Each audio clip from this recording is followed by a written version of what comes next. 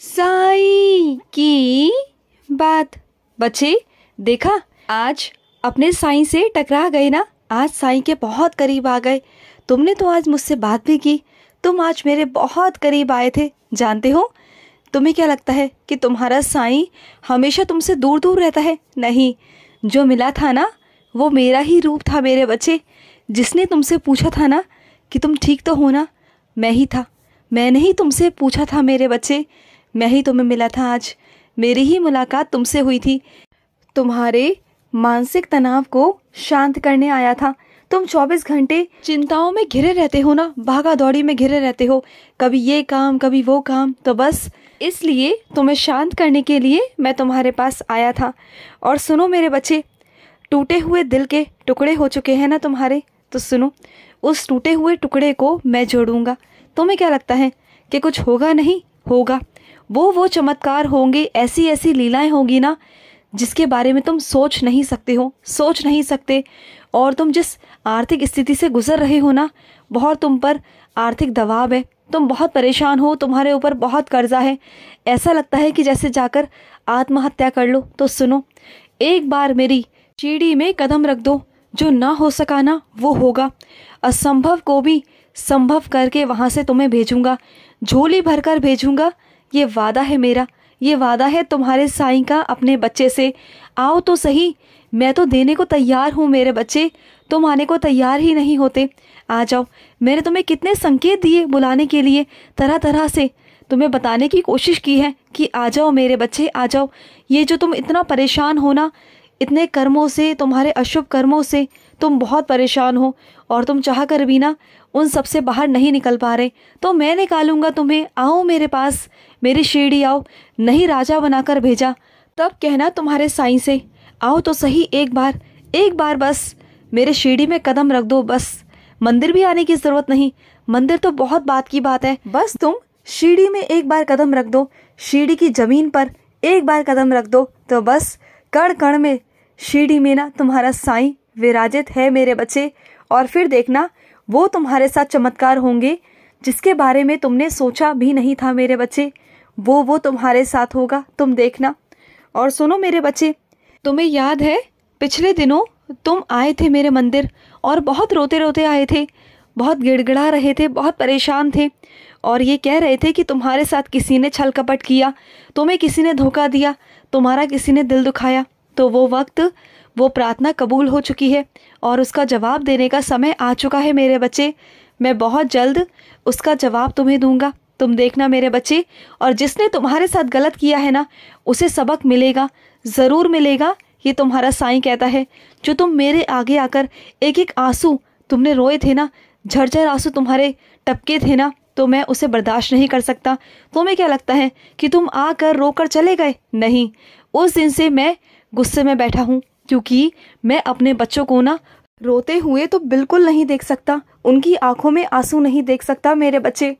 और सुनो, कहीं पर अभिषेक होगा मेरा और वहाँ पर ना तुम्हें भी निमंत्रण दिया जाएगा, तुम्हारे कानों में भी वो बात पहुँच जाएगी।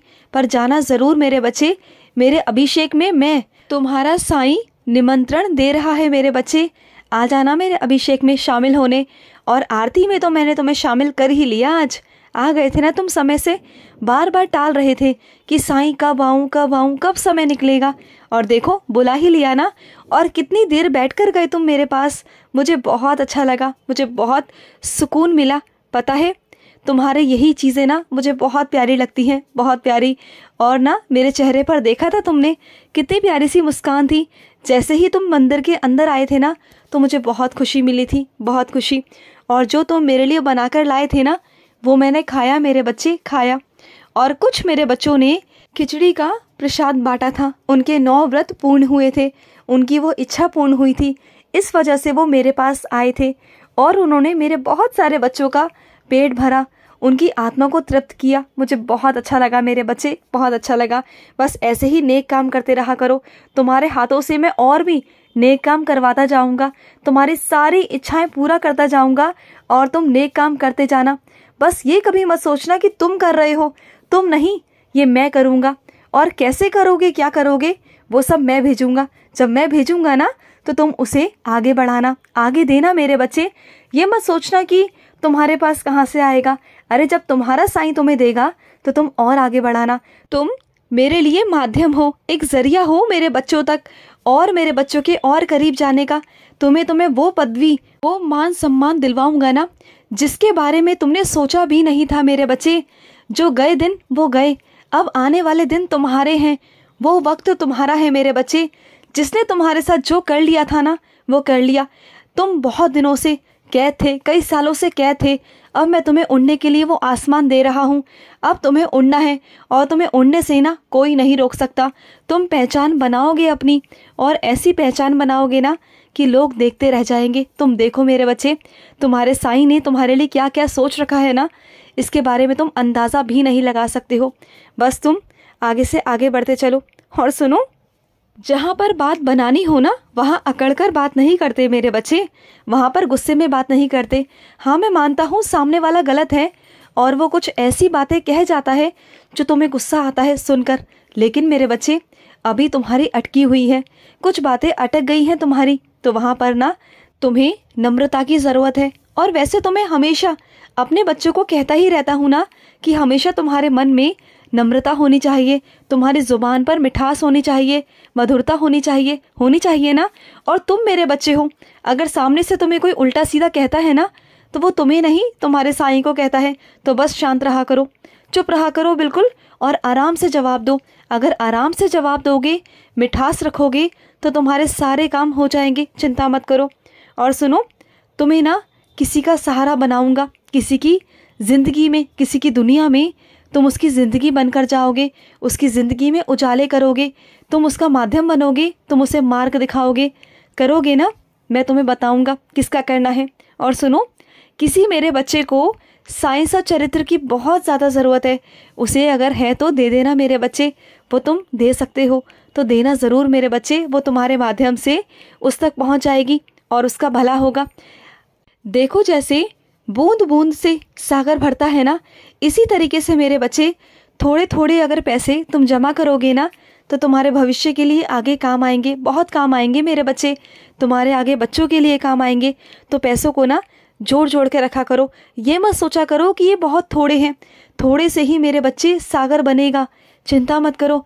और देने वाला तो तेरा साईं है, मैं दूंगा तुझे। आने वाले वक्त में इतना दूंगा ना कि तुझे निवेश करते करते थक जाएगा, तू देखना, और लुटा लुटा कर थक जाएगा, पर कभी तेरे पास ख़त्म नहीं होगी। इतनी संपत्ति दूंगा ना कि कभी चाह कर भी ना तू उसे ख़त्म नहीं कर पाएगा, चाहे कितना भी कर लेना, इतना दूंगा। अभी तू एक एक पैसों के लिए मोहताज रहता है, लेकिन आने वाले पल में देखना ऐसा कुछ बदलेगा ना, ऐसा वक्त बदलेगा, ऐसा रुख बदलेगी, ऐसी आंधी बदलेगी ना कि बस सब कुछ तेरी ओर चलेगा, सब कुछ। और वो होगा जो किसी ने देखा नहीं होगा। तेरे आसपास में जितने भी लोग हैं ना वो भी आश्चर्यचकित रह जाएंगे कि ये हुआ कैसे, तुम वहाँ तक कैसे पहुँच गए। लेकिन होगा क्योंकि तुम्हारे साईं का ना विशेष विशेष आशीर्वाद है तुम पर। तुम बहुत प्यारे हो मेरे बच्चे, बहुत प्यारे। तुम्हारा मन इतना पवित्र है ना, इतना साफ है ना कि तुम्हारा साईं पिघल जाता है तुम्हारे आगे, और मैं तुम्हें दे ही देता हूँ। खुश रहो। आज का रात्रि साईं संदेश समाप्त हुआ।